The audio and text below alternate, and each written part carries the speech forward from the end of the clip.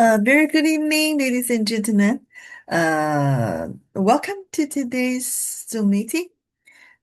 I'm going to share two topics with you today. The first one is diabetes and complication, and the second one is the seven myths of, the diabetes. Diabetes becomes, one of the global crisis, one of the health crisis nowadays, and it becomes a twin of obesity. So nowadays, there's a new terms emerged, which is the diabesity. So I'm going to explain to you why it is so dangerous, and we can't wait until we are diagnosed with diabetes because decades before this, we're already at a high risk of many virus complications um, due to the elevated high blood sugar levels.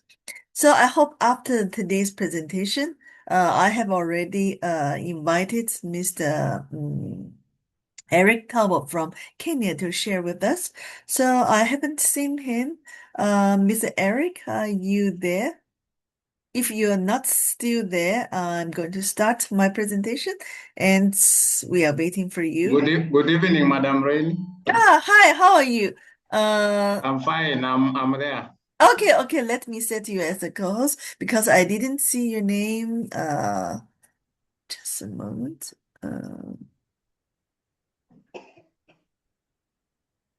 Can you please raise your hand so I can set you as the co-host? Okay, I see you. I see your account. Okay. All right. So I'm going to start sharing my screen. I hope you can catch. Even after today's one and a half hours presentation, if you couldn't catch anything, I want you to catch one thing is diabetes, especially type 2 diabetes, is far more dangerous than what we think. We always think that, there's nothing going to happen until we are diagnosed. Even, when somebody is diagnosed with type 2 diabetes, we don't feel nothing. We don't really feel, as horrible as when we have other diseases. But it doesn't mean that if you feel nothing, the complications won't bring you the very disastrous signs and symptoms. And, it doesn't mean that if we don't feel nothing, that, we couldn't take any preventive measures. And it doesn't mean that, if we don't feel nothing, that when we start having the high, how to say, the insulin resistance, that we don't have to do anything to reverse the whole situation. So I'm going to start sharing with this, and my presentation is actually based on the very advanced knowledge and information about these diseases. So first of all, I would like to share with you uh, what is the diabetes and what are the common complications of these diseases. I think we shared a lot about diabetes in the previous sections, actually from 2 years ago. And we all understand that diabetes itself, it doesn't actually it doesn't kill, but the complications really kills. Actually, my dad is having type 2 diabetes for how many years? For almost 50 years. And then he almost developed all the complications of diabetes. So this is a really, really lethal condition. So I hope you can see my screen. Mr. Eric, please tell me whether you can see the screen. I start sharing the screen. No, not yet. Not yet? Okay. Let We're me, just seeing the folder where you have uh, the files. okay. Sometimes. it happened like that. So that is why. Okay, now I believe you can see it. Yeah, there you go. We can see it Okay, now. all right. Now I want to tell you that this is a word transformed. Actually, the global burden of diabetes, I want to first let you know the global burden of diabetes in 2026. If we take a moment to step back, sorry, let me. So if we take a moment to step back and examine the health profile of human race over the last 3 decades, few stories are as stark, as dramatic, and as concerning as the rise of diabetes. This is a disease that was once incorrectly stereotyped as a disease of affluence or simply an inevitable part of old age, but over the last 30 years, it has rapidly evolved. It is no longer a niche concern. It has become a sprawling and unfortunately a global health crisis. It now affects the rich, the poor, the young, and the old alike, with no regard for borders or socioeconomic status. So recent global analysis paint a picture of a world struggling to keep up with its own metabolism. According to the latest estimates, we have crossed a sobering and monumental threshold. Approximately 800 million adults are now living with diabetes. To put that astronomical figure into perspective, the global adult prevalence has nearly doubled. It has rocketed from just 7% in 1990 to roughly 14% today. So imagine, so that is to say every 8 adults, there's one person has type 2 diabetes. So beyond these raw numbers, the epidemic is characterized by a profound and dangerous awareness gap. The data shows that nearly 450 million adults, a staggering 60% of those affected, remain entirely untreated. They're not receiving medical guidance or therapy at all. Even in the United States, the number one economy of the world, more than 1 in 4 adults with diabetes are completely aware they have it. These individuals are walking through their daily lives and knowingly carrying a condition that is silently damaging their blood vessels, their nerves, their vital organs. They're living in the dark. And that lack of awareness is often what leads to the most severe complications. So today we must address this situation. So diabetes, multi-system pandemic, uh, redefining the global disease burden. So what is fueling this fire? The primary culprit is the global obesity epidemic. So the World Health Organization points to the increase in obesity, compounded by the marketing of unhealthy food and physical inactivity. The link is now so strong that the term diabesity has emerged to describe the inseparable uh, physiological bond between obesity and type 2 diabetes. So that is why at the beginning I said that they're twins. So if there's a diabetes, there's obesity. If there's obesity, there must diabetes. So approximately 85% of individuals with type 2 diabetes are overweight or obese. The visceral fat accumulation is not just a side note, it's a primary driver of insulin resistance. Recognizing this, the medical community is undergoing a radical shift in how it treats the disease. For decades, the goal was simple: the glycemic control, lower the blood sugar, and the job was done. That era is ending. we are now moving toward a weight-centered therapy approach. So the epidemiological evidence demonstrates that diabetes, including its precursor states, represents a continuum of risk that fundamentally alters disease trajectories for cardiovascular, neurological, oncological, and metabolic outcomes. So this is the big picture of the diabetes. So now let me introduce the first complications, the cardiovascular manifestations. So let's talk about the most dangerous aspects of diabetes, its impact on the heart and blood vessels. So when we look at the data, the cardiovascular consequences truly stand out as the most lethal dimension of this disease. The current evidence paints a stark picture. First, we know that 1/3 of all people diagnosed with diabetes have documented heart disease. That's a massive number on its own.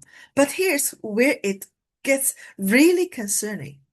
Experts estimate that nearly all of the remaining patients with type 2 diabetes likely have some forms of undiagnosed cardiovascular damage. It's not a matter of if for most patients, but when it will be detected. So this damage has a direct and measurable outcome. People with diabetes are 4 times more likely to die from heart disease compared to those without it. And the risk isn't just for heart attacks. The rate of stroke is also 3 to 4 times higher in this population. So the risk of a fatal cardiovascular event is not just elevated, it's multiplied. Now, here is a critical point that often gets overlooked. We tend to think of pre-diabetes as a warning sign, a precondition that isn't quite the real thing yet. But the cardiovascular risk tells a different story. Individuals who meet the criteria for pre-diabetes actually demonstrate the same fourfold increased risk of dying from heart disease. So this finding challenges the conventional idea that pre-diabetes is merely pre-anything. So in terms of your heart health, pre-diabetes is the real thing. It is an active, dangerous state that requires immediate attention. So this is the number one complication. The second complication is damage to brain and nervous system. The damage from diabetes doesn't stop there. It extended to the brain health. The link between diabetes and cognitive decline is becoming a major public health concern. The data is very clear. Individuals with diabetes face a fourfold increased risk of developing dementia. And just like we saw with heart disease, the risk starts early. Prediabetes is now recognized as a major contributor to mild cognitive impairment. So what we might effectively call a pre-dementia state. So pre-diabetes is actually a pre-dementia state. So your brain health is on the line long before a formal diabetes diagnosis. So why does this happen? This association suggests that metabolic dysregulation directly impact the brain. We're looking at 3 main mechanisms. First, cerebral insulin resistance. The brain stops responding to insulin properly. Second, muscular compromise or damage to the tiny blood vessels, to the capillaries in the brain. And third, chronic inflammation. Together, they create a perfect storm for neurodegenerative disease. So this is the second complication. And the third complication is hypertension and vascular damage. Next, let's look at one of the most common and dangerous combinations in medicine today, diabetes and high blood pressure. They almost never travel alone. So here is a statement that might surprise you. Diabetes is now the predominant driver of hypertension in our society. Not salt intake alone, not just aging, diabetes. So when we look at the data, we see that 75% of individuals with diabetes, that is 3 out of every 4, meets the clinical criteria for elevated blood pressure. If you have diabetes, the odds are overwhelming that you also have hypertension. Now, why is this combination so dangerous? It's because of what we call a confluence of abnormalities. So you have a metabolic problem, high blood sugar, and insulin resistance, and you have a hemodynamic problem, the physical force of high blood pressure pushing against your vessel walls. So on their own, each of this is damaging, but together they create a synergistic effect. They work together to damage your blood vessels far more than either would alone. So the combination accelerates atherosclerosis, the hardening and narrowing of your arteries. The vessel walls becomes inflamed, plaques build up faster, and blood flows becomes restricted. So this process doesn't just stay in the large arteries. It leads to what we call end organ injury. That means damage to the organs that rely on healthy blood flow. I don't know any organs which doesn't rely on blood flow. So the heart, the kidney, the brain, the eyes, you name it, almost every organ is affected. So by the time we see the symptoms of organ damage, the disease has often been progressing silently for years and even for decades. So this is the third. Actually, the hypertension and the vascular damage increase the risk of the first, the heart attack and the stroke. So this is the third complication. And the fourth complication is the liver disease or hepatic consequences. Next, we need to talk about an organ that doesn't always get the attention it deserves, which is the liver. Diabetes is devastating to the liver, and most people don't even know it's happening. So there is a condition called NASH, the non-alcoholic steatohepatitis. So it is the progressive, serious form of fatty liver disease. So you can call it fatty liver disease, but not caused by alcoholic beverage. It is caused by non-alcoholic reasons. And here is the key takeaway. NASH has now emerged as a leading cause of liver failure attributable to diabetes. So this is not liver failure from alcohol. This is a liver failure driven by what we eat, how we live, and the metabolic dysfunction that follows. Let's look at the prevalence because the numbers are staggering.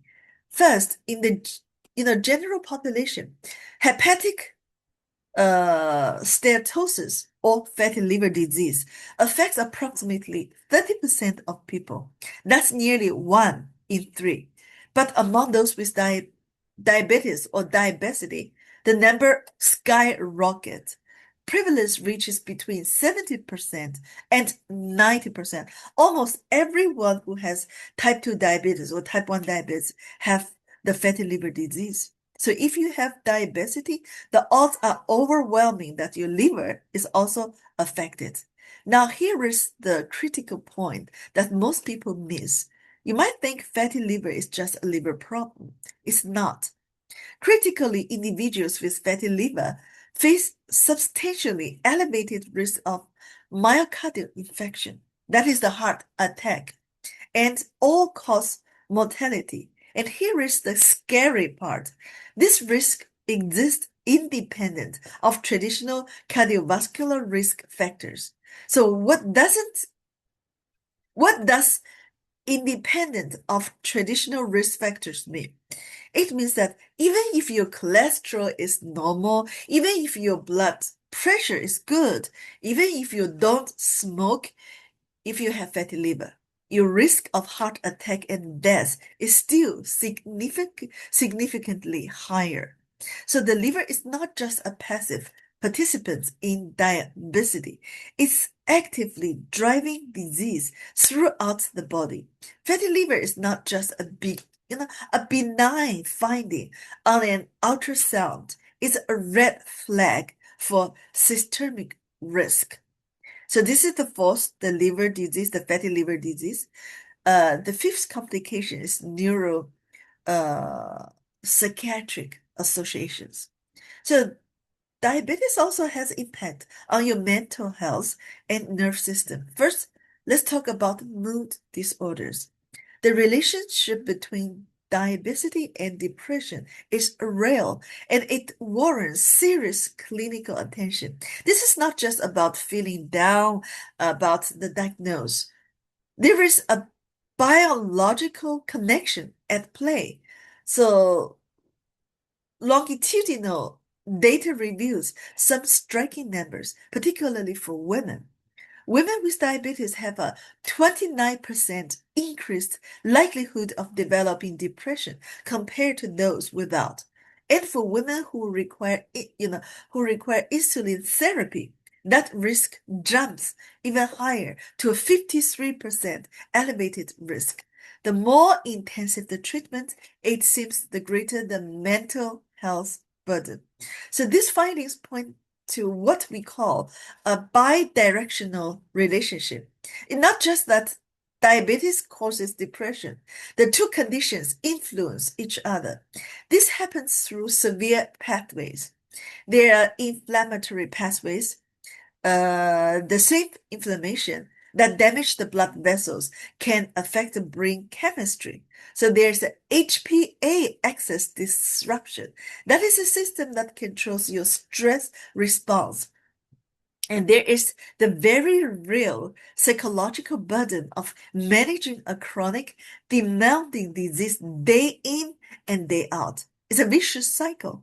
So now let's move from the brain to the nerves throughout the body. This is where the diabetes becomes a daily physical struggle for millions of people.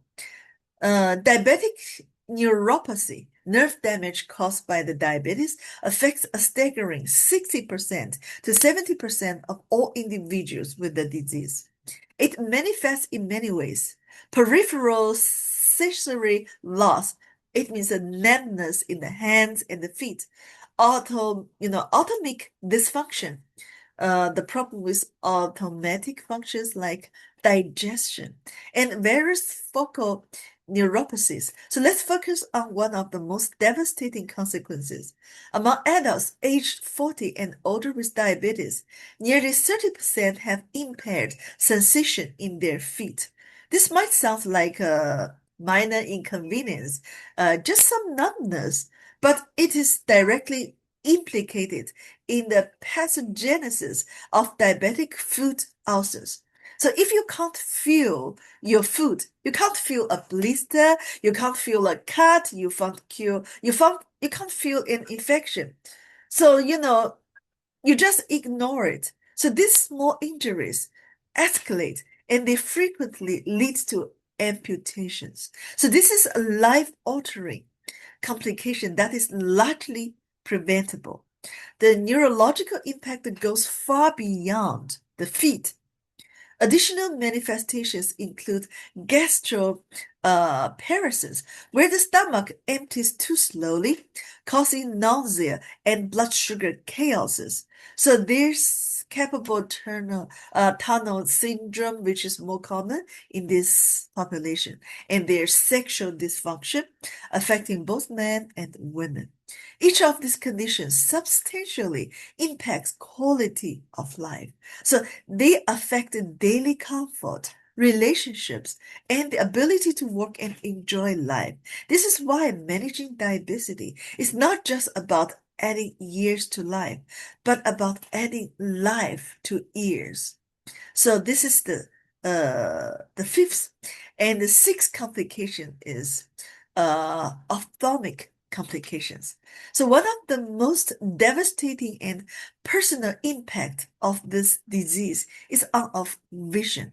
Because when diabetes attacks, it often attacks the one thing we really, we rely on to navigate the world, which is of sight. Diabetes is the leading cause of blindness among people aged 20 to 74 in the developed world. So think about that for a moment. This is not a disease of the elderly losing their vision to old age. This is striking people, in the prime of their working lives. Parents, professionals, drivers, artists. It robs them of their ability to work, to drive, to see their children's faces clearly. The primary culprit behind this vision loss is a condition called diabetic retinopathy. The retina is the light-sensitive tissue at the back of our eye. It does for vision what films does for a camera. When blood sugar is chronically high, it damages the tiny, fragile blood vessels that nourish our retina. So they begin to leak fluid, swell, and eventually close off. In response, the eye tries to grow new blood vessels, but these are weak and abnormal. They bleed easily, clouding of vision and scarring the retina.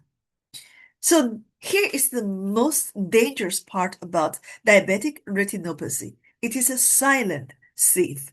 In its early stages, it causes no pain and no noticeable symptoms. So you can have significant damage to your retina and still think your vision is fine. By the time you notice blurriness, floaters, or difficulty seeing at night, the disease is often advanced and harder to treat. So this retinopathy normally is irreversible. So this is why regular eye examinations are non-negotiable for anyone with diabetes. How common is this? Almost all people with type 1 diabetes will eventually show some signs of retinopathy. For those with type 2 diabetes, which makes up the bulk of the diabetes epidemic, over one-third already have the signs of retinopathy at the time of their diagnosis. So that is to say, when you know that you have diabetes, more than 30% of us already have the diabetic retinopathy. So this means that by the time many people learn they have diabetes, the high blood sugar already have been damaging their eyes for years and decades. So retinopathy isn't the only threat. People with diabetes are also at high risk of other eye conditions. So they are 2 to 5 times more likely to develop cataracts and at a younger age. The higher sugar levels cause the lens of the eyes to swell and cloud over faster. They all face a significantly increased risk of glaucoma, where pressure builds up inside the eye and damages the optic nerve. So diabetes accelerates all of these processes. So this is the eye diseases. Then the complication number 7, oral complications. Last but not the least, let's discuss a complication that is frequently overlooked, the significant impact of metabolic dysregulation on oral health, specifically periodontal disease. So the statistics are compelling. Research shows that individuals with poorly controlled diabetes face a three times increased risk of developing severe periodontal disease. This isn't just a one-way street, it's a bi-directional relationship. Here's how it works. The oral inflammation caused by gum disease can actually make it harder to control the blood sugar.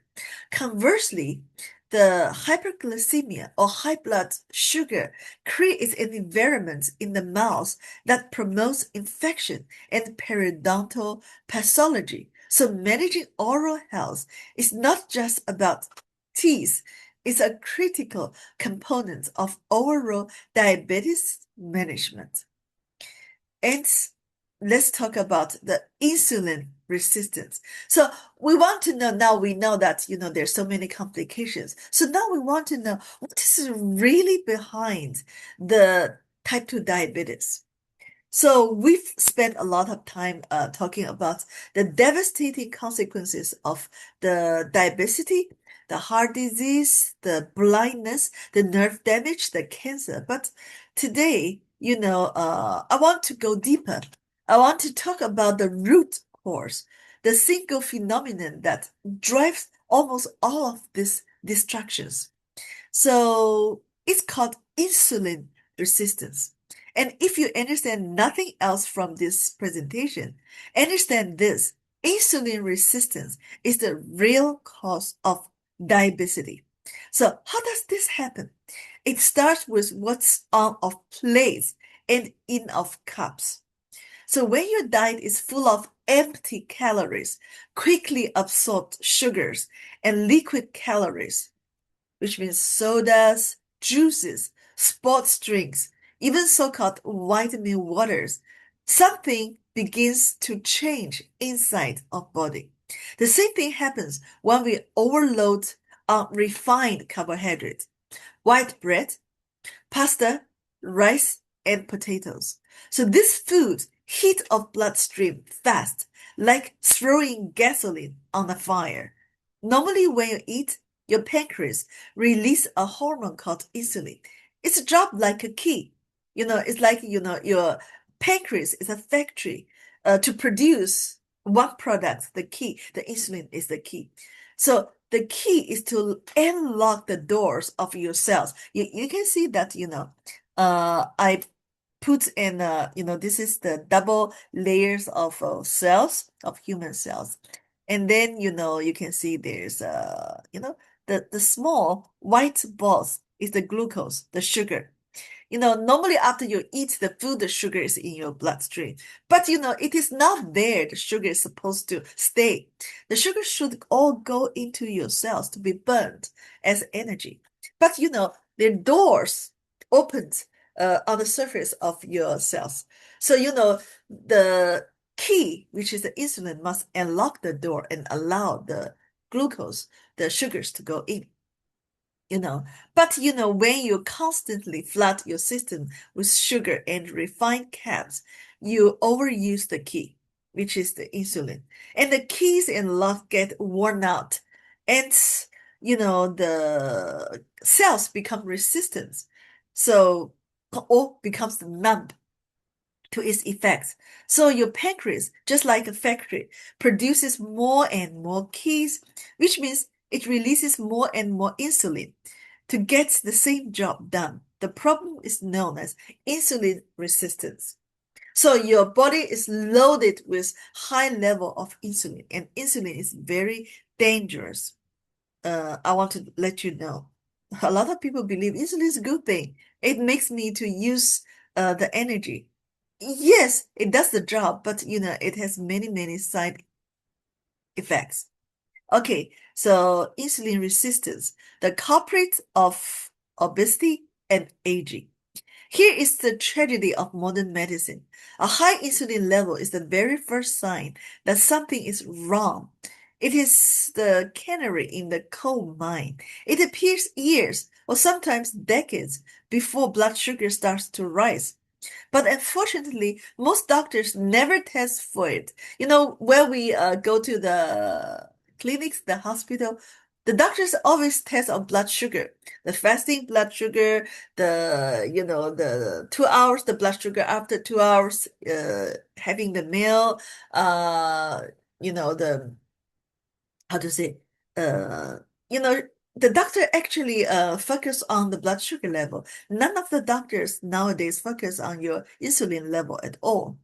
So they wait until the blood sugar spikes, and by then the disease has been progressing silently for years. Remember, the higher your insulin levels are, the worse your insulin resistance.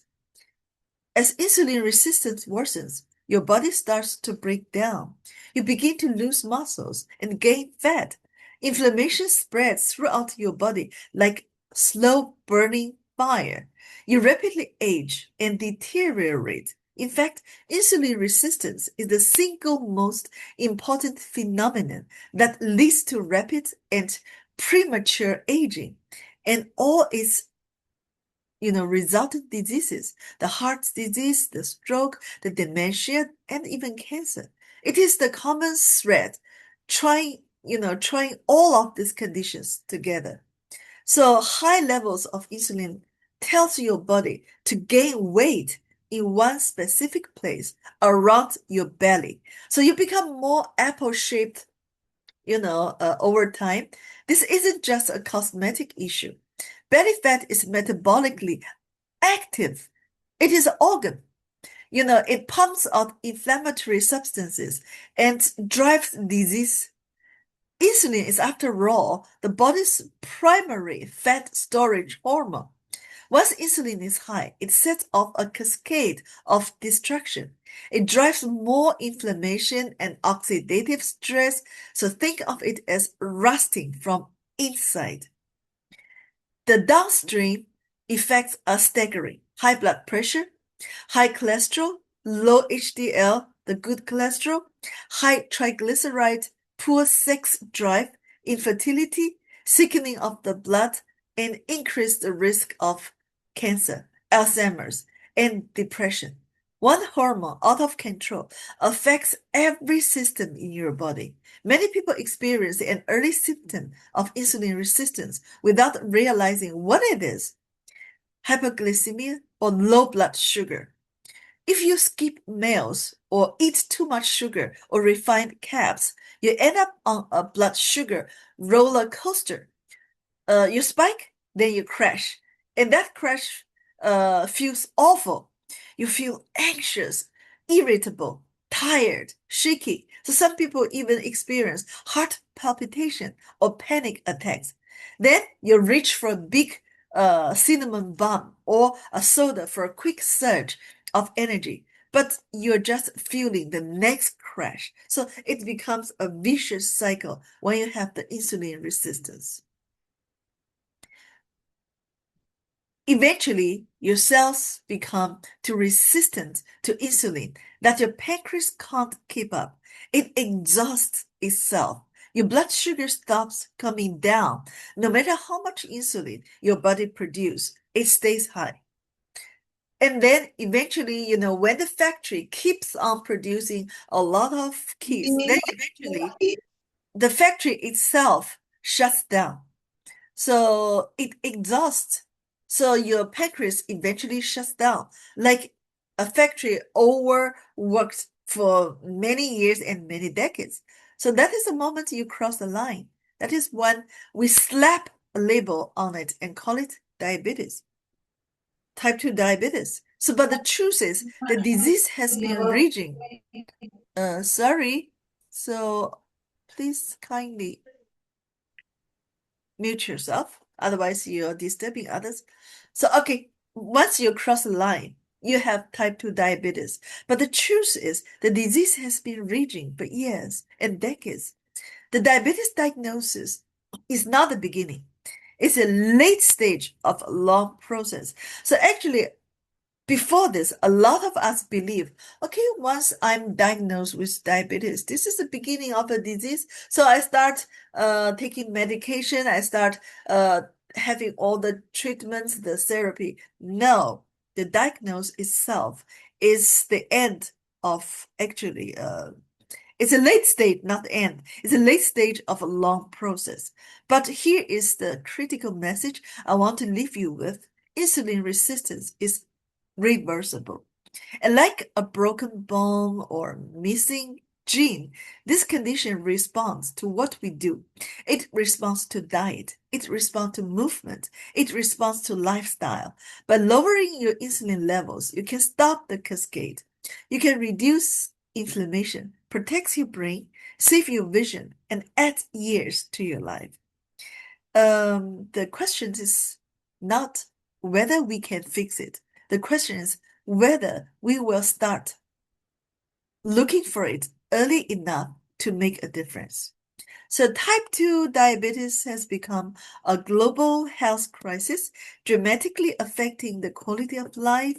So, Greenwood International Business School plans to deliver a series of presentations covering its complications, common misunderstandings, and virus dimensions to address the pressing health issue. So, please stay tuned for more sections. Now, here I quickly go to the second session, which is the 7 myths of diabetes. So please allow me to share the screen with you.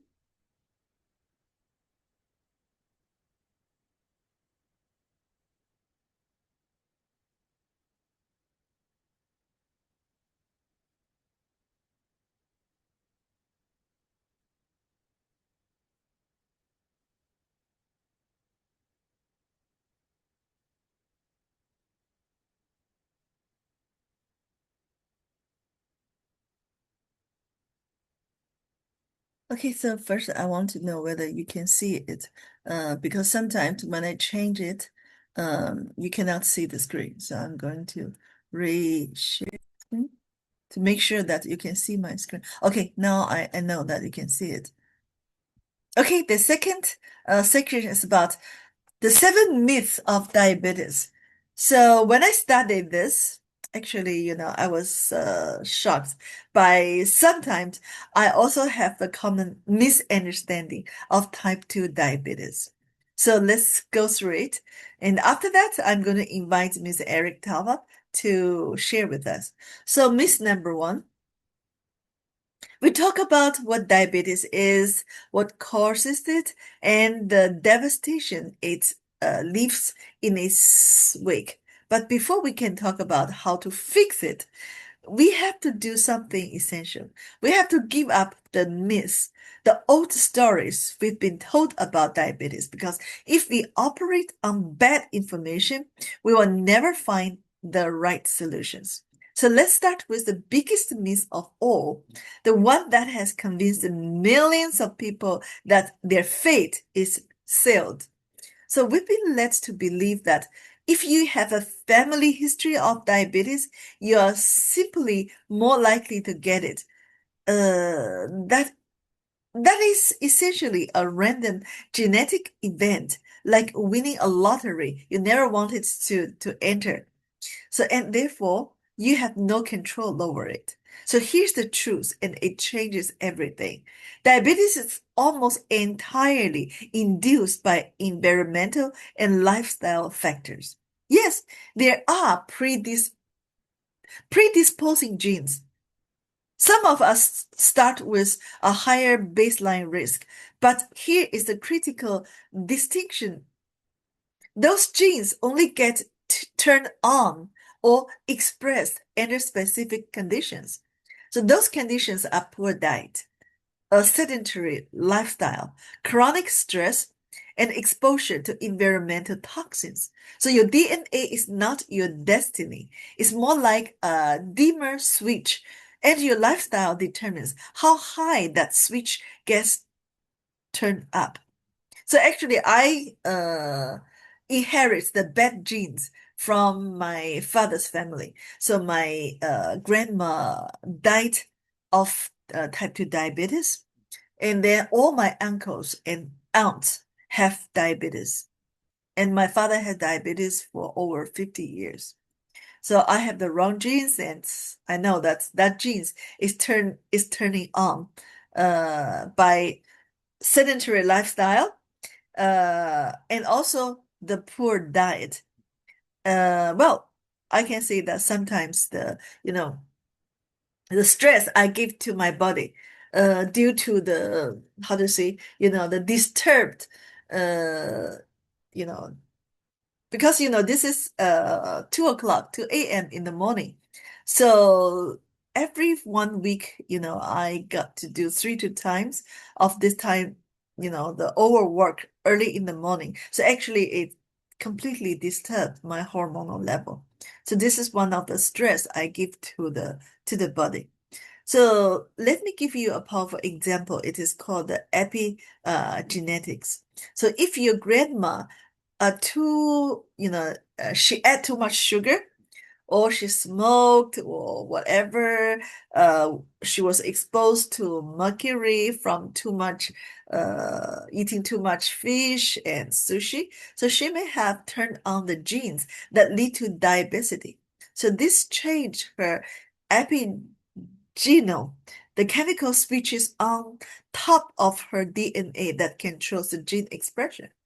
That altered epigenome carrying an increased risk of disease can then be passed down from generations to generation, from my grandma to my father and then to me. This means I have a high risk of type 2 diabetes. But I need to understand that this is a risk. It's not a death sentence. It's a warning. So think of your genes as the instruction book for all of the proteins in your body. So which controls your physiology and biology. You may have inherited a book with a chapter on diabetes, but here's the truth. They don't tell you. You are the author of the next edition. So you can change it. So now I'm trying to change the expression of the wrong genes that I inherit from my parents and grandparents. This is number one myth. Number two myth, you can turn off. Oh, no, this is not number two. I want to tell you that you can turn off the wrong genes through, we said, the poor diet, sedentary lifestyle and pressure that turns on the genes. But definitely you can turn off the genes with healthy lifestyle, with proper diet, and also with regular exercises and the green words, food supplements. So the lifestyle change can definitely help you to turn off the wrong genes. We're going to talk about later on. So the second myth is diabetes is not okay. I think I need to see more. So you may have a genetic predisposition, but you're not destined. So every moment of every day, every choice you make, you have the power to transform your gene expression. So you can send new messages and the new instructions to your DNA. You can literally turn off the genes your grandma turned on generations ago. So this brings us to a fundamental shift in how we view the food. So food is not just calories. So we've been talking about healthy food, healthy plate for years. So we understand that healthy food provides us the seven essential nutrients, the water, the carbohydrates, proteins, fat, minerals, vitamins, dietary fibers, and phytonutrients. That is true. And also it provides us the energy, the calories. But today I want to tell you that food is information. Every bite you take carries a message to your DNA. This typical Western style diet, high in sugar, refined grains, and processed food, is sending a message. It is shouting at your genes. Store fat, create inflammation, turn on diabetes. But you can choose to send a different message. You can choose food that whisper, heal, burn fat, turn off disease. So here is the final takeaway on genetics. Diabetes is not a genetic disorder in the strictest sense. It is not about bad genes. It's about a bad exposure. That's sum total of everything you're exposed to over your lifetime. The genes you inherited may load the gun, but your lifestyle, your diet, your stress, your activity, your environment pulls the trigger. The good news is that you have some control over that. You can, you know, uh, you can turn these genes off. You can rewrite the story, and it starts with what you put on your plate tonight. So with healthy food, regular exercise, dietary supplement, healthy lifestyle, that you can turn this genes off. So myth number two, diabetes is not reversible. So we've tackled the first myth that diabetes is purely genetic and unavoidable. Now we need to confront the second myth, and this one is perhaps the most damaging of all. Myth number two, diabetes is not reversible. So most of us have been taught exactly this. So we are told that once you have diabetes, you're on one-way street, that you are destined to suffer a progressive decline in function. So the list is terrifying. You'll be facing heart disease, kidney failure, blindness, amputation, stroke, dementia. It's a slow, tragic deterioration. And it's not just diabetes. We are also told that obesity is nearly impossible to treat, that long-term weight loss is a fantasy, that the best we can hope for is to manage the decline. The belief shapes of entire approach to treatment. We are taught that, we only the only options are to limit the consequence and reduce the complications, not to cure, not to reverse, just to slow down the inevitable. And when that is your goal, that is exactly what you get. But here is the truth that it's not reaching enough patients, and sadly, not even doctors. So if you go to the hospital, doctor prescribe you all different kind of medications. My dad is taking 5 different kind of medications to do one thing, to lower his blood sugar level. But no doctors even think about to reverse the diabetes because they believe it's impossible.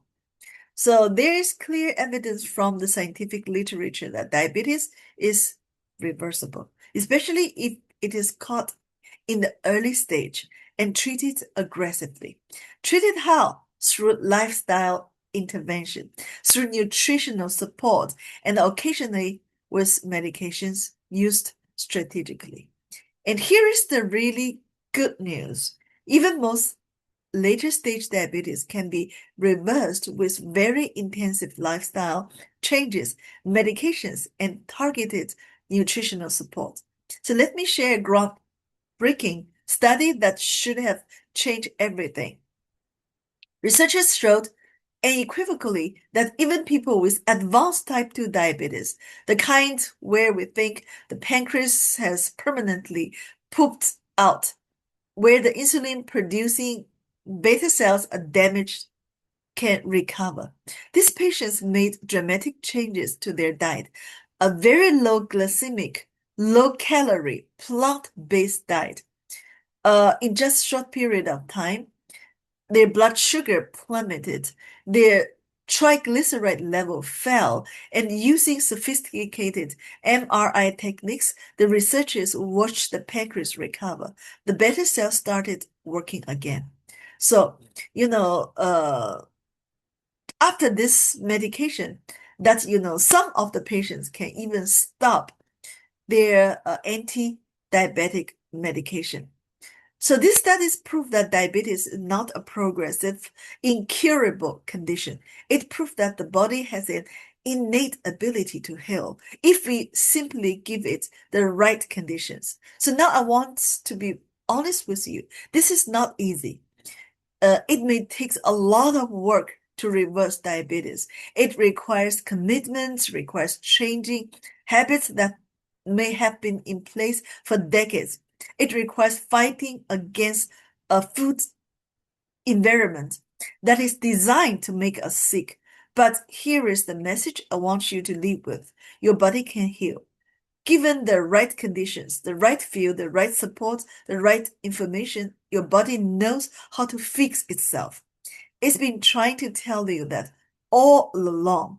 We just have to stop getting in its way. So actually, I wear a device that's monitoring my blood sugar level 24 hours in a day for 15 days.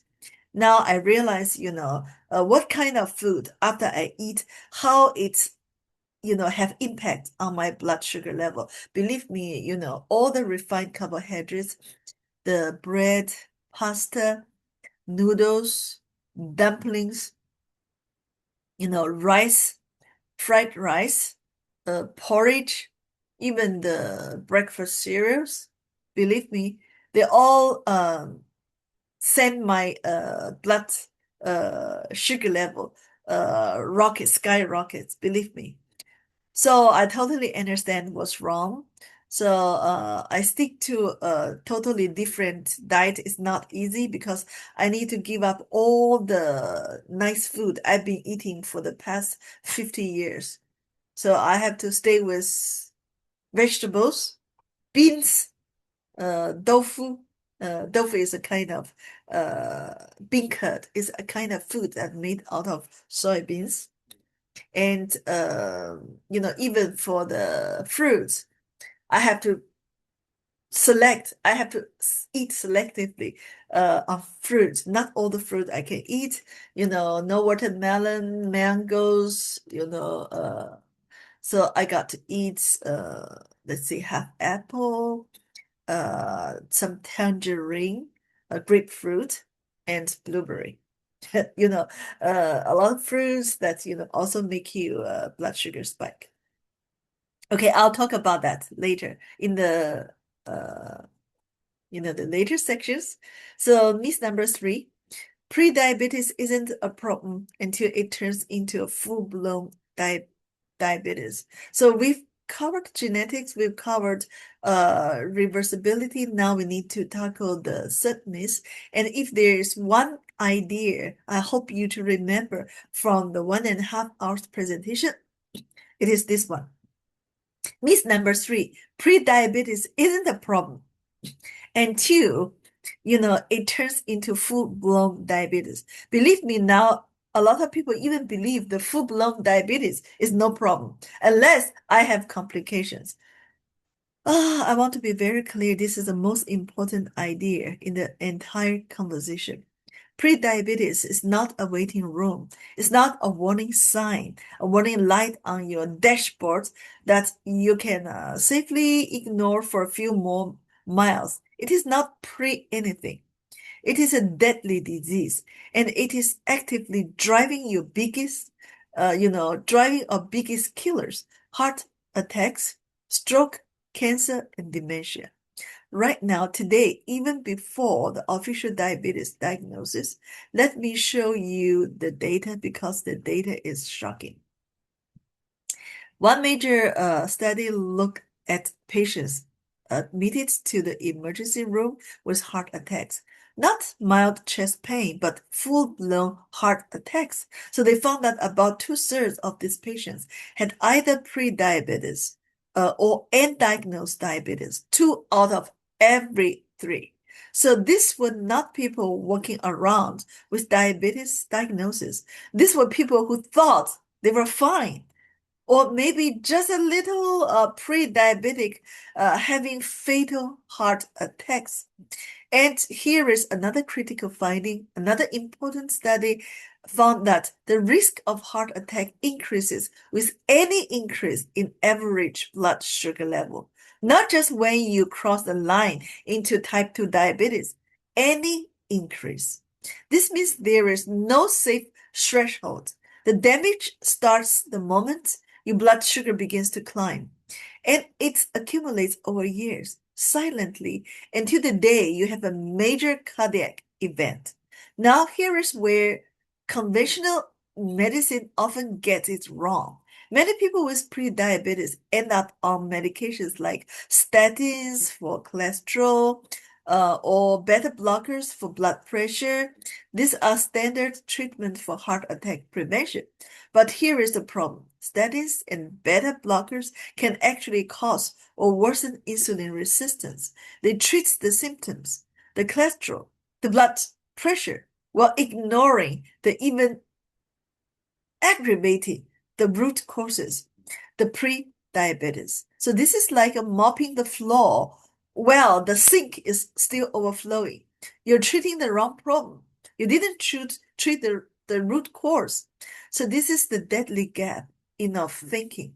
Most people believe that prediabetes is just a warning sign, something, to think about later, something to address if it gets worse. But nothing could be further from the truth. Prediabetes is an earlier stage of diabetes that carries with it nearly all the risks of diabetes. Nearly all. You don't have to wait for the diabetes diagnosis to have a heart attack. You don't have to wait for the diabetes diagnosis to have a stroke. You don't have to wait for the diabetes diagnosis to get cancer. Let me leave you with this. So a lot of people, when they have this very little diseases, they realize, oh, I have high blood sugar. So prediabetes can kill you before you ever get to diabetes. It kills through heart attacks, it kills through strokes, it kills through cancer. It's not a gentle nudge. It's not a friendly reminder. It is an active, aggressive disease state that demands attention now. So if you take nothing else away from today, take this. If someone tells you that you have just a pre-diabetes or high blood sugar, don't walk out of that office feeling relieved. Walk out feeling warned and then take action. High blood sugar is as dangerous as diabetes. So, myth number 4, once you start on insulin, there is no going back. We've talked about genetics, reversibility, the danger of prediabetes. Now let's address a myth that keeps millions of people trapped on the treatments they may not need forever. Myth number 4, once you start on insulin, there's no going back. The myth persists because, unfortunately, insulin treatments in diabetes can often become a slippery slope. Here is the paradox. You start insulin to lower blood sugar, but increased insulin dosage often leads to increased weight gain. It can drive up blood pressure. It can elevate cholesterol level. Why? Because we have to remember what insulin really is. It's not just a, diabetic drug. It is a fat storage hormone. It also drives appetite and inflammation. So you end up in a cruel cycle. You take more insulin to control sugar, which makes you gain weight and increase inflammation, which makes your diabetes worse, which requires more insulin. So you end up with a vicious cycle. So here is the uncomfortable truth that is rarely discussed. When you use insulin, your blood sugar improves.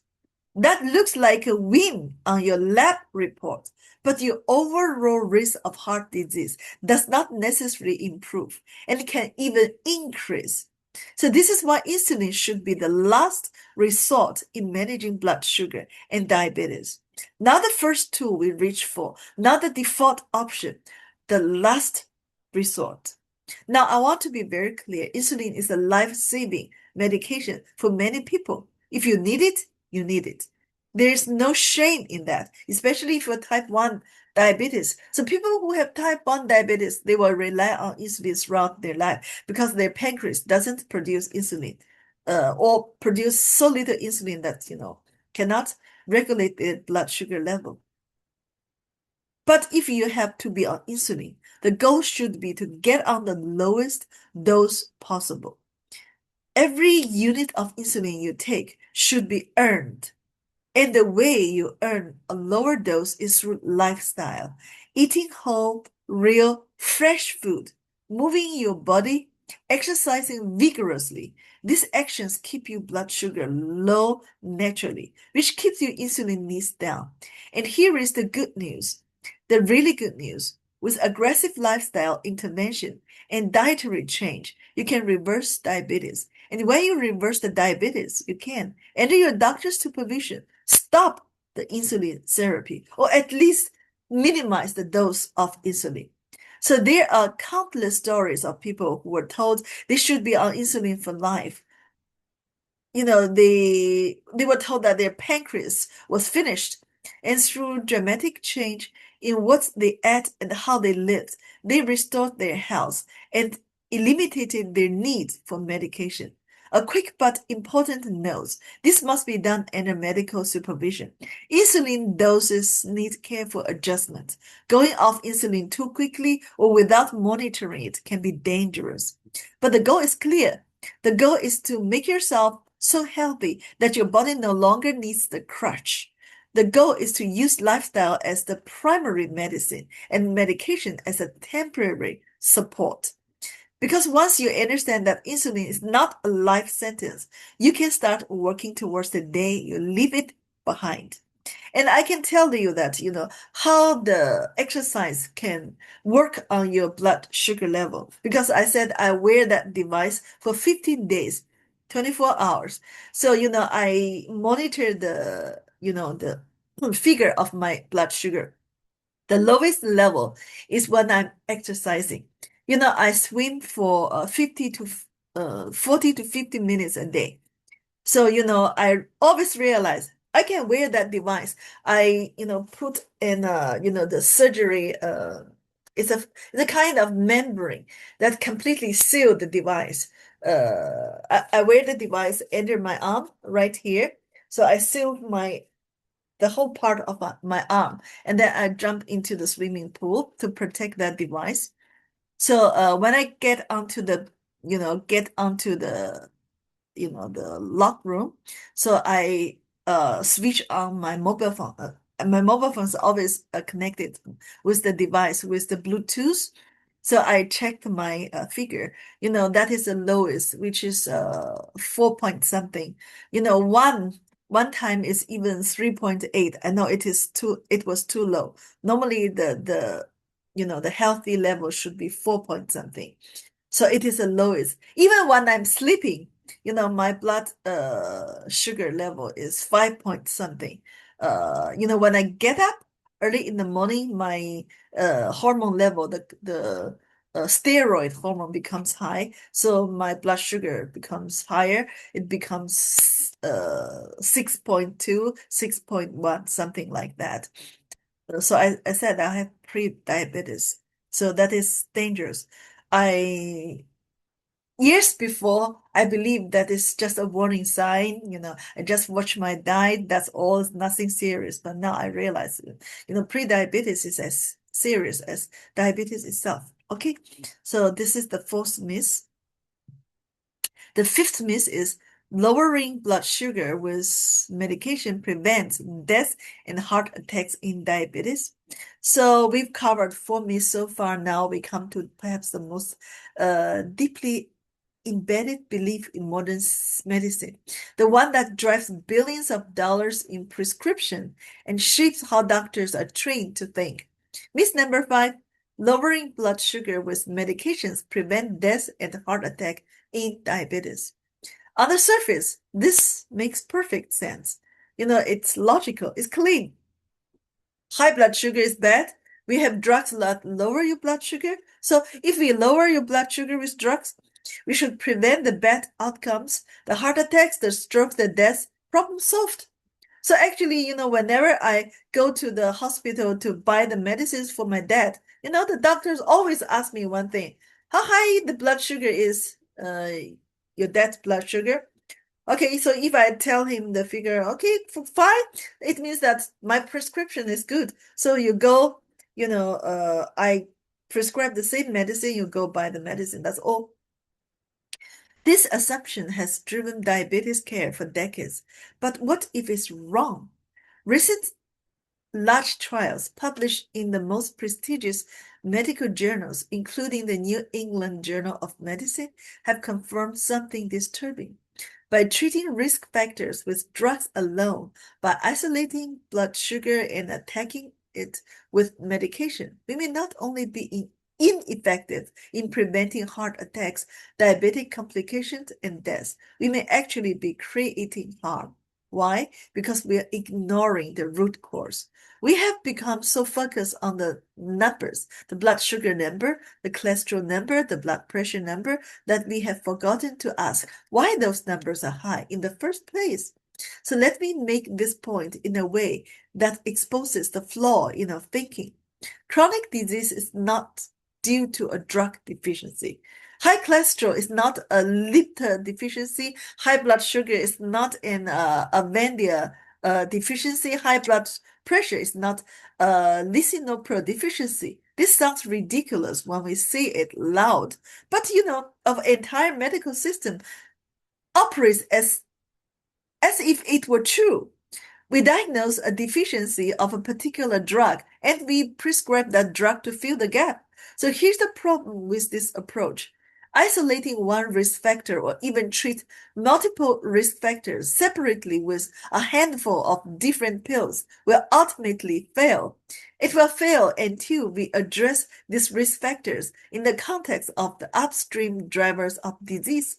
What is causing the blood sugar to rise? What is driving the cholesterol up? What is creating the high blood pressure? So if you don't answer those questions, you're just moving numbers around on a piece of paper while the underlying disease process continues to rage. So here is a famous parable about public health. A doctor is standing by a river and keeps seeing drowning people float by. So she jumps in and rescues them, resuscitated them and sent them on their way. But she's so busy rescuing people that she never has time to walk upstream and see who is pushing them in and why those people you get drawn. So in diabetes care, we have become experts in rescuing drowning people. We're excellent at rewriting, at prescription that alters the numbers, but we have forgotten to walk upstream. We have forgotten to ask, what is pushing our patients into the river in the first place? Until we answer that question, we will never truly prevent the heart attacks. We'll only get better at managing the aftermath. So to be very frank, my dad has been taking the anti-diabetic medication for 40 years. The result is, the doctor tell me, the older he becomes, the more medication he needs, and then the worse his conditions, and then he can't do nothing about that. And that is true. My dad has Parkinson's, dementia. It is not the numbness of the nerves. Actually, the whole nerve system is totally in chaos. He feels pain here, pain there. Everywhere is pain, but we can't do nothing. We cannot give him painkiller. So actually, he's suffering a lot. And then, his muscles totally is gone. He's so skinny. It's, to be very frank, he's in a very bad condition. After taking anti-diabetic medications for decades, that is the final result. And then his blood sugar level is hardly controlled by those medications because, they seems don't really work well on him after so many years. So myth number 6, heart surgery and angioplasty, a good treatment for diabetics with heart disease. So we've talked about medications and their limitations. Now let's look at the high-tech, high-cost interventions that we assume must be better.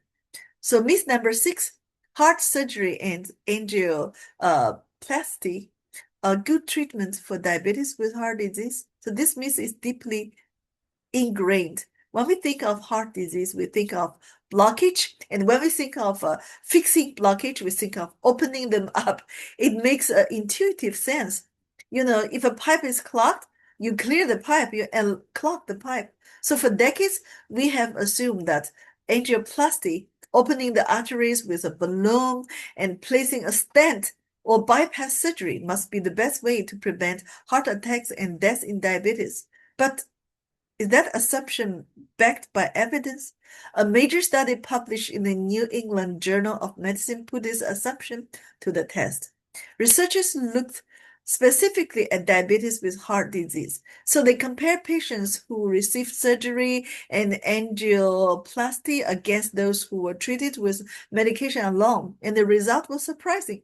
The study showed that surgery and angioplasty worked no better than medication in reducing heart attacks and deaths.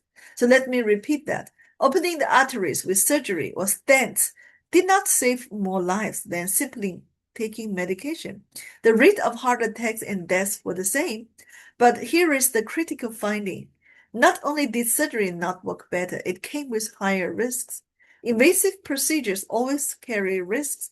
So complications from anesthesia, infection, bleeding, stroke during the procedure, and a lengthy recovery. So study confirmed that these risks are real, and they are added on top of a treatment that, in terms of saving lives, is no more effective than medication. Now, the last myth number 7, weight loss through surgery is necessary for the reversal of diabetes. We've covered 6 myths so far. Now we come to the 7th, and it is subtle one. It sounds true, it feels true, but it misses the point entirely. So let me set the sense.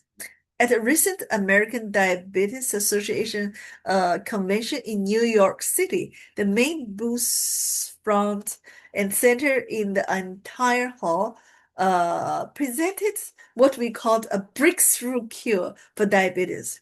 That cure was gastric bypass surgery. I wish you heard of that.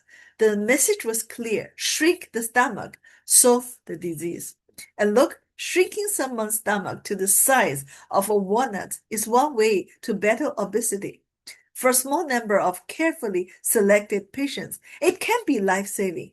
Based on the latest evidence from 2024 through early 2026, the answer is nuisance. Yes, gastric bypass surgery significantly helps with diabetic heart disease, but the outcomes depend heavily on patients' selection and the specific type of surgery performed. To be considered a candidate for gastric bypass surgery, patients generally need to be younger, free from the diabetic complications, not using insulin, and on minimal medication. Of course, the number one is you must be rich enough to have enough money to go on this operation. And fortunately, if your situation is more complex, this particular procedure may not be the safest option for you. So after gastric bypass surgery, the patients must supplement vitamins, iron, calcium, and zinc throughout their lives. If weight loss through surgery alone were the answer, we would see it in the data. And there's a fascinating study that proves it's not that simple. A study published in the New England Journal of Medicine followed a woman who had 20 kilos, more than 40 pounds of abdominal fat removed by liposuction. The liposuction is another kind of surgery that they insert some tubes in your belly and suck the fat out. So you lose your weight. And that woman lost 20 kilos weight. That's quite a lot of body weight. So after the procedure, she was thinner, definitely lighter. But here is the shock. She showed no change in any of her metabolic marker. Her blood sugar was the same, her cholesterol level was the same, her blood pressure and inflammation markers hadn't even budged. So despite losing 20 kilos, she was still sick. So this teaches us something profound. Weight loss in and of itself is not a magic bullet. What matters more, far more, is the quality of food you put in your body. Remember what we said earlier. Food is not just calories. Food is information. Every bite carries a message that quickly changes your metabolism and your genes.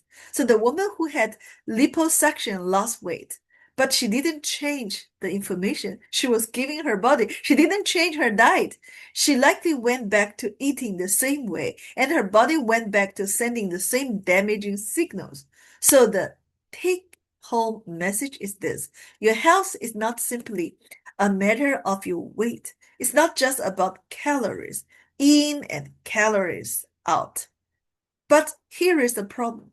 Surgery does not address the underlying causes of diabetes. It physically restricts how much you can eat, but it doesn't change your understanding of your body. It doesn't change your relationship with food. So eating powerful hygiene, natural, whole, real, fresh food that you cook yourself can rapidly change your biology. So when you do this, something interesting happens. You lose weight, but not because you starved yourself. You will lose weight because you finally got your system in balance. The weight loss becomes a side effect of health, not the prerequisite for it. So stop chasing the number on the scale. Start chasing the quality of the information you give your body. The reversal of diabetes doesn't start with starvation. It starts with a fork, a fresh vegetable, and the willingness to change the message. This does not mean that surgery is never appropriate. There are definitely cases where intervention is necessary and life-saving, but it does mean that we need to rethink the default.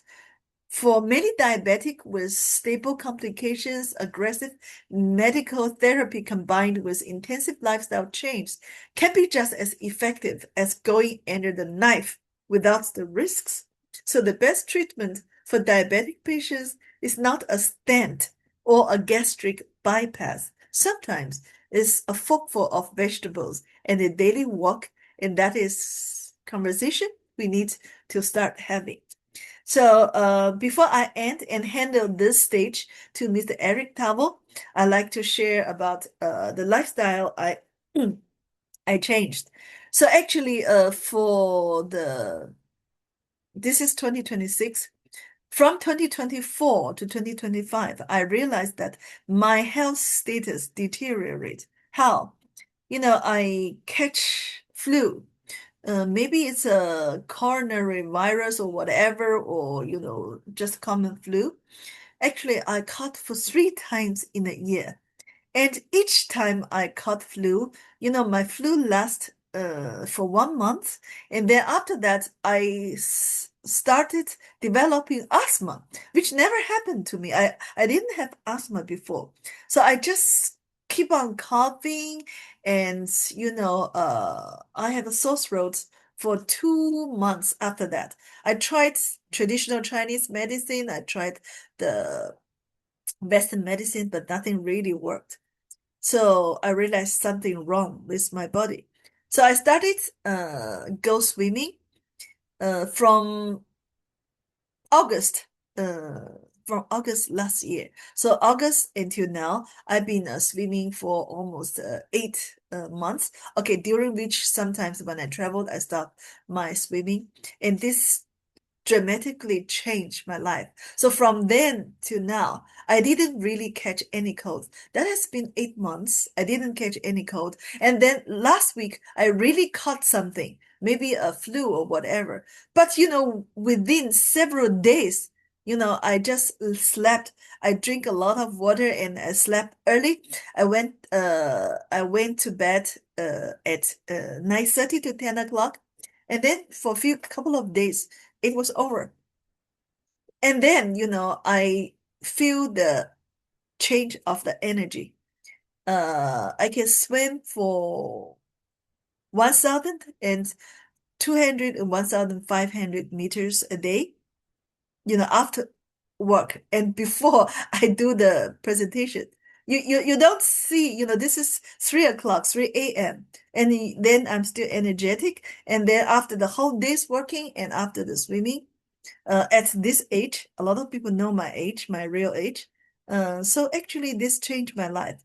And also, I changed my diet. Uh, I cut the carbohydrate, refined carbohydrate, not all carbohydrate. I can't cut all the carbohydrate because I need carbohydrates for my brain. So, instead of eating the rice, the pasta, the noodles, the bread, I actually replace this refined carbohydrates with just vegetable, all kind of beans. Now I cook my own soybeans. I don't buy the commercial soybeans uh, because you never know what they put. So I mix several kind of beans, the soybeans, the peas, and the big kidney beans, uh, peanut, almond, all this kind of nice nuts and beans together and use a machine. is kind of food processor, to make my own bean milk, bean juice, whatever you call it, for breakfast. It is nice. It tastes good, and then it is very healthy to give me a lot of nutrients and the dietary fiber. And I eat a lot of vegetable. I eat a lot of celeries, green cabbages. Today I bought a huge Chinese cabbage. When I'm carrying this, several ladies saw me, and then one of the ladies even yelled at me, "Hey, such a big Chinese cabbage." Yes, actually, I I eat the Chinese cabbage. I boil it, of course. I eat the Chinese cabbage to replace the refined carbohydrates, and it really works. When I was doing this, totally stopped all the highly processed food. No biscuits. I love biscuits. No cakes, no pastries, no this kind of snacks. And my favorite is chocolate. I replace my chocolate with the 100% cocoa. You can buy this 100% cocoa without any sugar, without any additives. You make your own cocoa drinks. Actually, this is my cocoa drink. I drink one glass already. So this is I refill it and to dilute it. And I didn't put any sugar, so no sugars in my home. And then this is 100% healthy, but it tastes, believe me, it tastes awful. It tastes as bitter as Chinese medicine. But this is healthy to me. I have no choice. So I'm doing all this, and I lost 2.5 kilos. Although this sounds not a big deal to me, to you, but it is really something never happened to me. I have to tell you the truth. From 35 years old, my body weight, steadily growing up, never ever come down. So every year I find I'm half kilo or 1 kilo heavier than before. So this is a great change. So okay, now I want to hand it over to Ms. Eric Tawa. So please, I know that you have something better to share with us. Thank you so much, Madam Rainie. Good evening, ladies and gentlemen of our great company, Greenworld. I'm Eric Tawa, a level 7 distributor from Kenya. I want to say it's such a honor to be sharing in this virtual stage with none other than Ms. Rainie Wang, the Director and Executive Dean of Greenworld International Business School. Thanks so much for the info-packed presentation on diabetes complications and myths. At some point, I also saw a comment earlier by Mr. Budiman in the chat box. I know you are in the house as well. We've missed you so much. I hope you'll have time to say hi to us.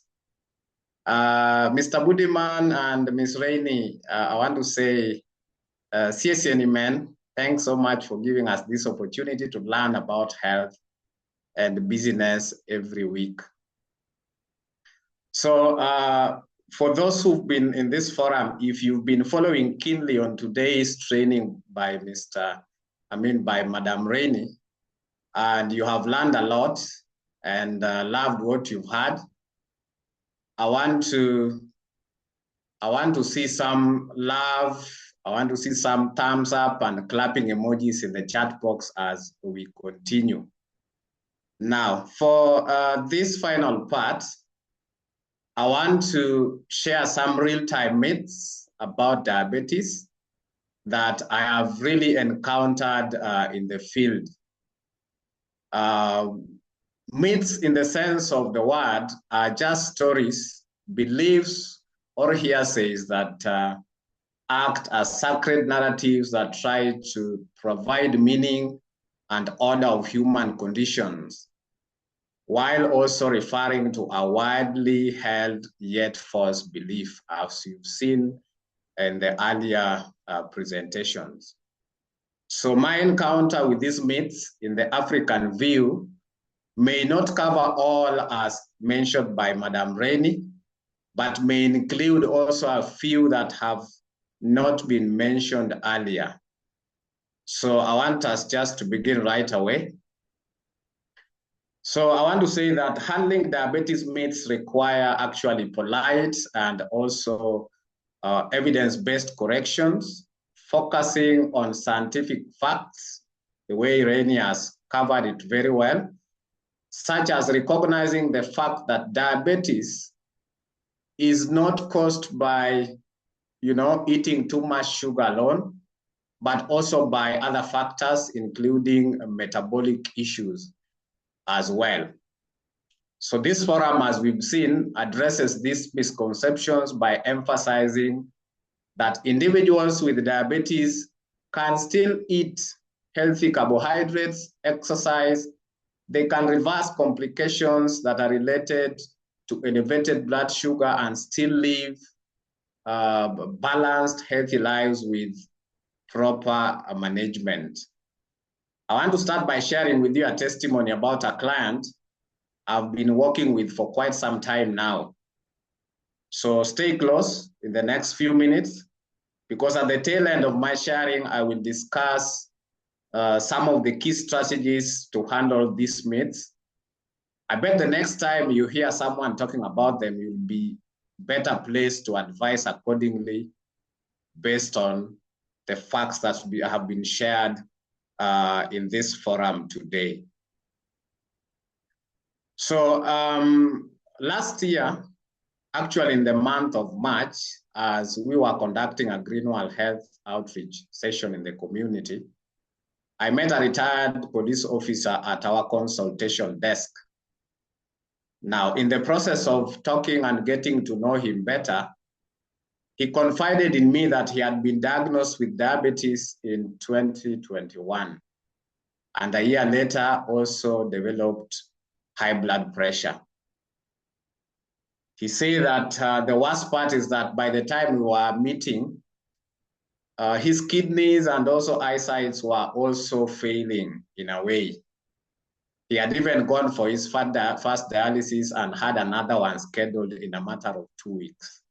So that is quite some combination.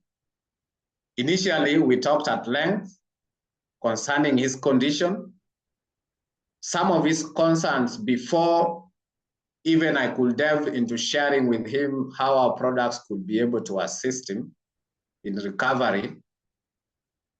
He literally asked me a few questions, like, is it true that diabetes is caused by consuming too much sugar? I think that is something that really was a concern for him. He also wanted to know if it is true that type 2 diabetes, which is actually the kind of diabetes he had been diagnosed with, is a mild form as compared to type 1, because he had that the type 2 it's better that you have type 2 rather than type 1. He also wanted to know if issues to do with diabetes and high blood pressure only affects those who are obese or overweight. And by that time, he told me he was weighing 90 kgs. So that was a little bit on the higher side because of his height. He also reiterated that his doctor told him that high blood pressure and diabetes are not reversible and he will be on medication for life. So from the list of questions that he actually asked me, actually from my point of view, I already knew where some of these questions were coming from. In fact, the last one about reversal possibility was from his own practitioner, his own doctor. They were actually pure hearsay without facts to support them. Those are the myths that Madam Rainie has been talking about. So from that moment, he was actually very interested in starting to use our products because back then, someone hinted to him that herbal products could help him. I took the initiative to educate him on the root cause of his health challenges. I told him that it's true that our products might help him in management, but it was crucial that he also focuses on some actionable truths he had to undertake. And the list I gave him, including number one, to work on losing weight, especially around his waist. He had a really a bulging waist. And number two, I advised him to move more, regardless of his fitness level. Moving more helps the body so much in terms of trying to take care of the weight. I also advised him to eat healthy foods most of the time. In fact, try as much as possible to choose foods lower in fat, sugar, and salt. And as in terms of even eating, I told him moderation and balance was very key in terms of food intake, to eat smaller portion sizes, and then also incorporate diabetes-friendly foods in his diet, like avocados, green leafy vegetables, berries, and nuts as well. And lastly, I also advised him to replace sugary drinks with plenty of water. So in summarizing all this, I even advised him to be patient with himself, because as we all know, developing healthy habits always take time. It doesn't happen overnight or in a week. So he had to be patient with himself as he tried to inculcate some of these habits into his daily life. So we agreed that he was going to observe and also adjust his lifestyle, as well as incorporate these health habits as he was working towards getting money to purchase our products. So I followed with him a month later, and he actually told me that during his last appointment with his doctor, his blood pressure and sugar had gone down considerably. And this, in essence, had also improved the work of his kidneys as well. And his second dialysis was canceled. That one was a very good feedback from him. With all these challenges, with all these changes happening by just monitoring his diet, he even went very extreme, just eating his foods boiled and steamed and no sugar, no fat in his foods. That is how extreme he went. I told him that he could even get better results where he combines diet observation with our health supplements. I put in on supplements to include the ones for diabetes, those ones that take care of high blood pressure, the ones that focus on kidney health, sexual health, as well as eye health. So for a fact, in a span of 3 months, his doctor significantly reduced his conventional dosage for diabetes and high blood pressure. And at some point, this one was very interesting, at some point, he also used big power. And he called me the next day and told me that for once in a long time, his wife woke up very happy and asked him what was behind his performance the previous night. This is just by the way. And for your information, if you are diabetic or even suffer high blood pressure, get to know this. The conventional medications that you are using are the cause of low libido and reduced sexual performance at some point. So when you change your lifestyle and get your doses lower, of course, after checking in with your doctor, it is possible you can get your bedroom activities back on track. right? So get to know that it's very, very important. So back to our testimonial. As of now, the old man has mastered his life. He's just focusing on diet, staying active, and occasionally he uses our natural health products.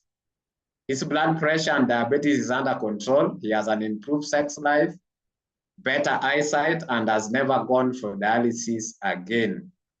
The complications as far as diabetes and high blood pressure are concerned have also significantly reduced.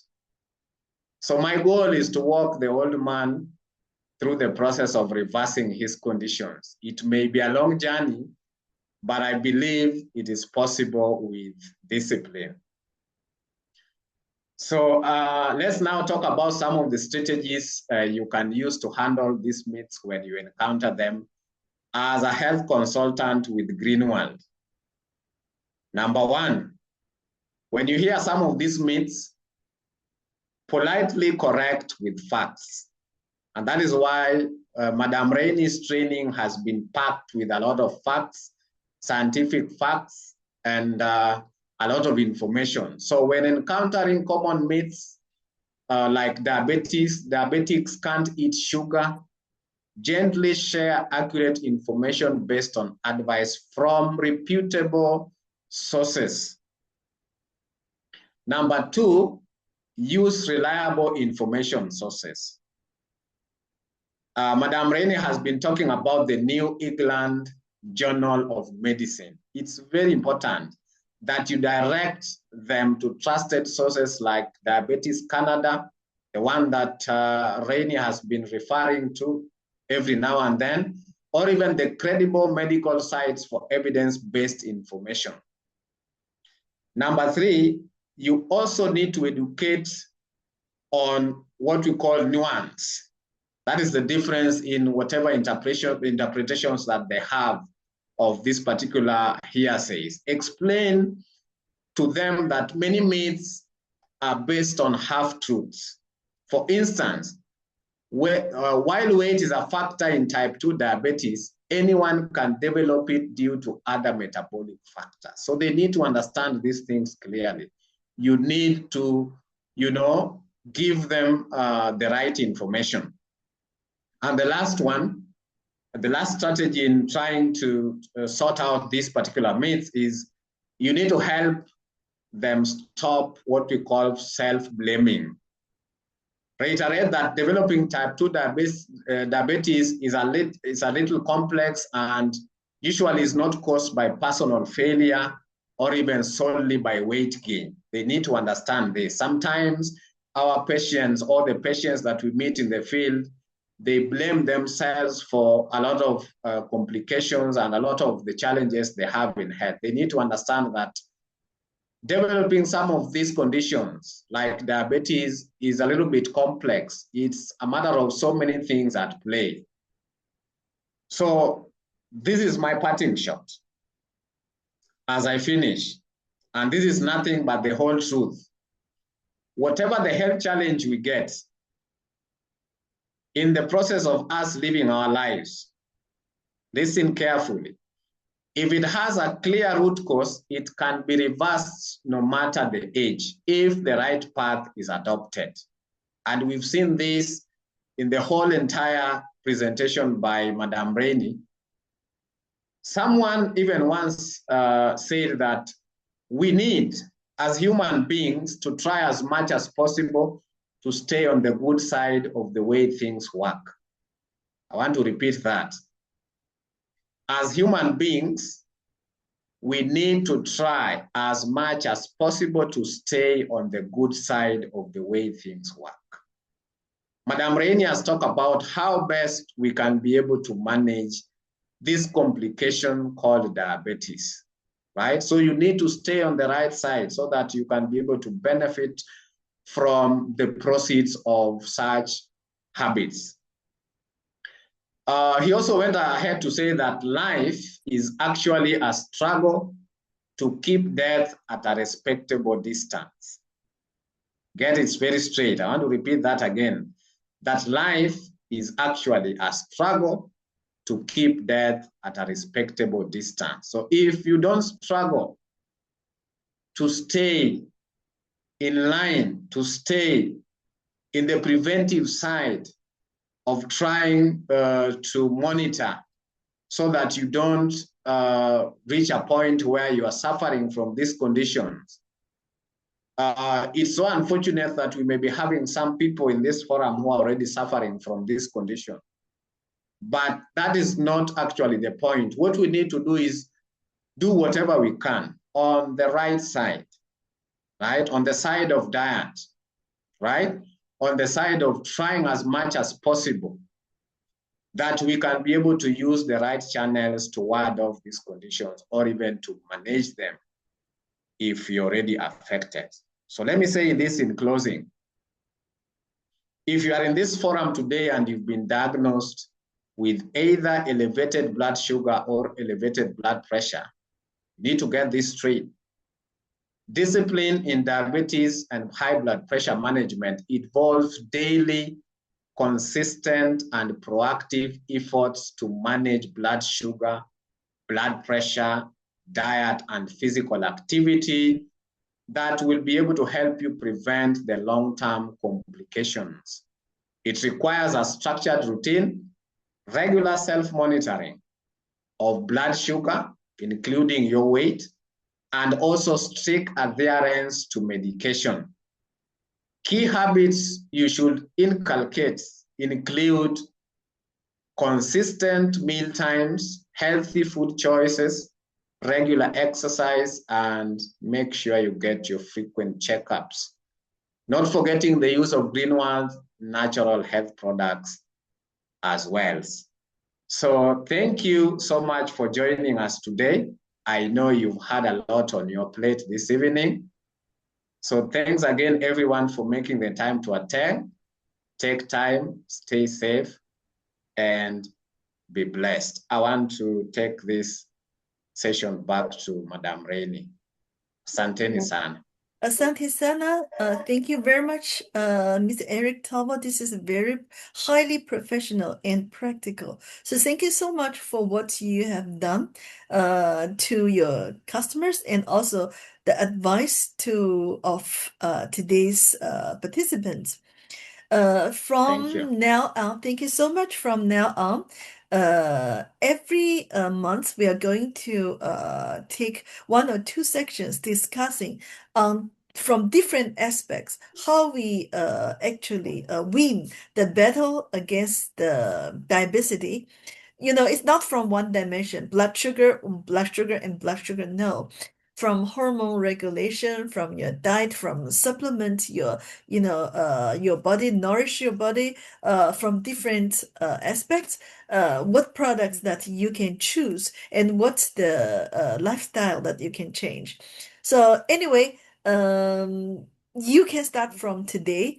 So I have been doing this for more than 1 month, and it was great. I just get rid of all my biscuits and cookies and the pastries that I love very much. And then if I really want to snack, I snack on this. I hope you can see it. So this is a tin of yeah, this is a tin of almond. A tin of almond with no sugar, no salt. So if I really want to snack it, I snack on this. And different nuts works very well on your body. This almond actually, if you remember, this products, this actually exists in the gin pill tea. So actually, it helps with the respiratory system. And then, according to traditional Chinese medicine, the respiratory system is linked with your skin. So, after you eat it, you improve your respiratory system, and you can even have a smoother and more glorious skin complexion. So, believe me, you can do a lot to change your lifestyle, and it is fun. Not everything is painful. Yes, some is painful. Still to leave the noodles, the fried rice, the dumplings, which we Chinese people love so much. It is difficult, I have to tell you. But to win this battle, you have to take some commitment. But some part of it is really fun. I really enjoy this swimming. After this swimming, even I feel after this swimming, I never feel dizziness and the low blood sugar, because before that I really experienced low blood sugar, but it was not real low blood sugar. It's fluctuation. So after you dose yourself with the refined carbohydrate, let me put it this way. After I eat a meal with the rice, my blood sugar rockets, spikes, and then after it drops, because quickly it drops. And when it drops, my body I feel that I have low blood sugar, but still my blood sugar is high. But just because of the fluctuation, I experience the palpitation, the sweating, and then the discomfort. So this is due to the fluctuation of blood sugar. The secret of managing your insulin level is to manage your blood sugar level. Don't create that spikes and the valleys, and make it as smooth as you can. That is to eat the food with low with very good GI. We're talking about that. That means don't create that roller coaster of your blood sugar levels. So thank you very much, Mr. Eric Tawa. Thank you very much, Mr. Budiman. I know that you've been with us all the time, and thank you very much for tuning in today. Please pay attention to this. This is very important. It can change your life, and it can improve the life of many people who are struggling with obesity or high blood sugar. So thank you, and we probably see you in Canada, and definitely see you in Uganda and in China. So thank you so much, and enjoy your weekend. Asante sana. Thanks so much, Madam Rain. Thanks, everyone. Thank you. Thank you. Thank you. So please, you Thank you, Thank can, Madam you. Rainey. yeah, and Thank mute you, Mr. Eric yourself. Tawa. Say Thank thank you. you to Mr. Eric Towell. Thank you. Bye bye. Good Thank you night. so much. Bye Thank you. bye. Good Awesome. night. Hi, good Thank you night. for Thank Hey, just you so much. amazing friends. the Bye lesson. bye. Bye. Good night. Thank you so Share the much. Lord's man. Hallelujah. Repeat the phrase in my inbox, Eric. Yes, yes, I will. Good night, Thank everyone. you. Good night. Good night. Good night. Good night. Good night. Bye. Bye. Bye. Bye.